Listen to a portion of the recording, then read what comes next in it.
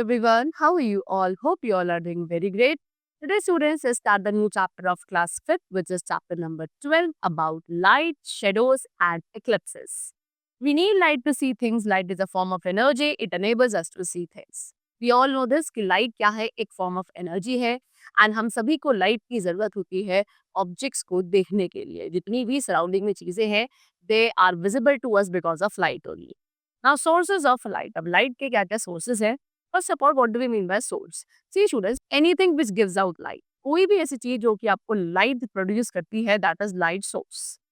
जैसे कि कुछ ऑब्जेक्ट्स है like sun star electric bulb etcetera okay ये ऐसे ऑब्जेक्ट्स है which give out their own light जो अपने खुद की लाइट प्रोड्यूस करते हैं एंड इसीलिए हमें ल्यूमिनस ऑब्जेक्ट्स कहते हैं then the objects that do not produce their own light अब वो ऑब्जेक्ट्स जो अपने खुद की लाइट प्रोड्यूस नहीं कर सकते they are called non luminous objects like moon planets book ball etcetera ये सभी नॉन ल्यूमिनस ऑब्जेक्ट्स है ओके ये लाइट हमें शाइन करते हुए या हमें ये विजिबल होते हैं because of the reflected light which is falling on there now some fact about light अब कुछ लाइट के रिगार्डिंग फैक्ट्स गिवन है number 1 that light travels in straight line light हमेशा स्ट्रेट लाइन में ट्रैवल करती है light travels very fast light काफी fast से ट्रैवल करती है द स्पीड ऑफ लाइट है that is what 3 lakh kilometre पर सेकेंड एक सेकेंड में 3 लाख किलोमीटर वो डिस्टेंस कवर करती है light does not usually go round the things and light जो है यूजुअली चीजों के राउंड क्या नहीं जाती now next is formation of shadow अब कैसे शेडो का फॉर्मेशन होता है let's discuss about that if an object is placed in the path of light it stops the rays to pass through it so student what they say as we all have discussed कि light always travel in a straight line light हमेशा straight line में travel करती है और अगर कोई एक object है जो लाइट के पाथ में बीच में उसके पाथ को ऑब्स्ट्रक्ट करता है तो उस ऑब्जेक्ट की जो रेज है वो आगे चल के क्या सॉरी जो सोर्स ऑफ लाइट की रेज है वो ऑब्जेक्ट के थ्रू पास नहीं हो पाती है बिकॉज उस लाइट रेज के पाथ को क्या कर दिया जाता है होल्ड कर दिया जाता है एंड वहां पे क्या होता है उस ऑब्जेक्ट का शेडो फॉर्मेशन होता है ओके दस a shadow of the object is form behind it you can C in this picture यहाँ पे एक बॉटल रखी है ओके जो कि क्या कर रही है इस ऑब्जेक्ट की तरह यहाँ पे काम कर रही है अब यहाँ पे हमने क्या करा है यहाँ पे एक सोर्स ऑफ लाइट लिया है that is a torch and इसके थ्रू एक बीम ऑफ लाइट को एमिट किया गया है सब लाइट रेज बिल्कुल स्ट्रेट ट्रैवल कर रही थी लेकिन जब यहाँ पे ये ऑब्जेक्ट था इस ऑब्जेक्ट ने क्या कर दिया लाइट के पाथ को ऑब्स्ट्रक्ट कर दिया तो व्हाट एवर से कि यहाँ पे क्या होगा इसकी जस्ट ऑपोजिट साइड में यहाँ पे इस ऑब्जेक्ट की क्या बनेगी शेडो बनेगी there are 3 types of objects अब मेजरली 3 टाइप्स के ऑब्जेक्ट्स होते हैं number 1 opaque an opaque object something that will allow no light to pass through it opaque object क्या होता है एक ऐसा ऑब्जेक्ट जो अपने थ्रू लाइट को पास होना अलाउ नहीं करता कंप्लीटली लाइट रेस को ब्लॉक कर देता है उस ऑब्जेक्ट को ओपेक ऑब्जेक्ट कहा जाता है example would metal sheet, mirrors, etc. These all are opaque objects.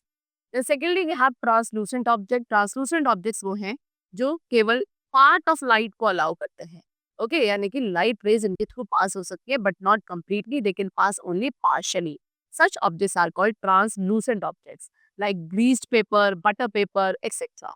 Then third, we have transparent objects. The objects which allow the entire light to pass through it. वो objects जो completely light को अपने through pass करने देते हैं, they do not block the path of light. Such objects are called transparent objects. Example: glass, cellophane, paper, water, etc. The size and the direction of the shadow. अब students जो हमारी shadow का size या direction है, वो change होता है with the distance of the source of light and the direction of light के साथ.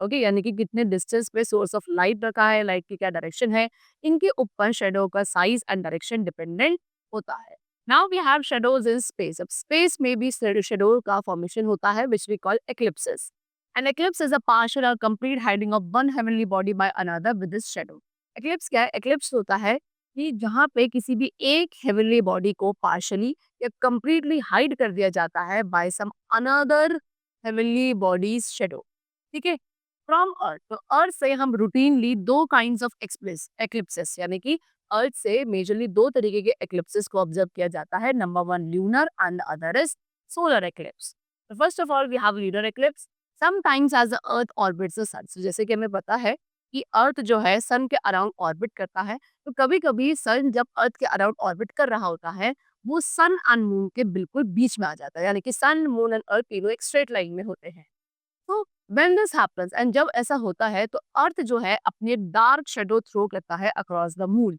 and this is known as lunar eclipse when the earth shadow covers the complete disk of the moon अब जब अर्थ की shadow की वजह से moon का जो पूरा डिस्क है वो कवर्ड हो जाता है एंड हम मून को बिल्कुल भी नहीं देख पाते, we can not see the moon at all, that is called total lunar eclipse. But when the earth covers the moon partially, लेकिन जब अर्थ मून को पार्शियली कवर करता है and then it is called partial lunar eclipse. Okay, lunar eclipse occurs on a full moon night. Lunar eclipse कब होता है? Full moon night पे होता है। Then next we have what solar eclipse. Solar eclipse is form when the moon comes between the sun and the earth. अब solar eclipse कब form होता है? अब जब मून सन और अर्थ के बीच में आता है, बिकॉज मून जो है अर्थ के अराउंड ऑर्बिट करता है। तो इस ऑर्बिटिंग के दौरान अगर कभी मून जब सन एंड अर्थ के बीच में आता है, like this you can see this is sun and this is earth and this moon is between the earth and the sun.